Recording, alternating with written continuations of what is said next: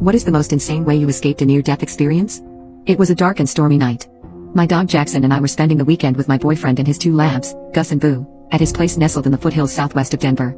It was a Saturday evening, a bottle of wine into the night, as we watched a movie together. Suddenly we heard this strange sound, like a woman screaming.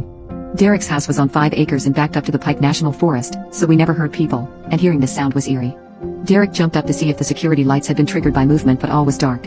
He theorized that the wind, which was howling around the house like something from a gothic novel, had lifted the storm door, which shrieked on its hinges. We went back to the movie.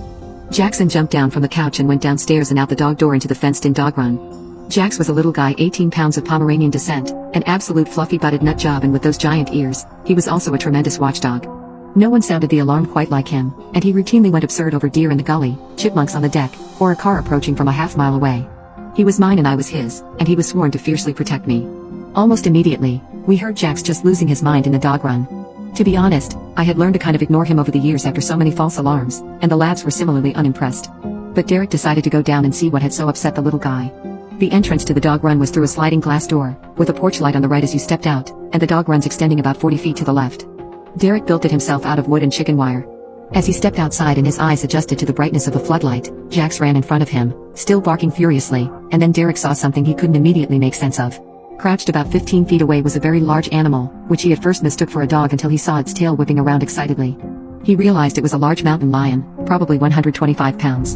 And it was crouching over a juvenile mule deer, whose throat it had just torn open. And there was little Fluffball Jax, who had courageously run in front of Derek to protect him, just barking his fool head off as both of their lives depended on it. And they probably did. Derek began to shout at the cougar and wave his arms and then swiftly stepped forward and scooped up Jax. It's funny the things you think in an emergency, he later confessed he was thinking. That cougar is going to kill Jackson and she's going to break up with me.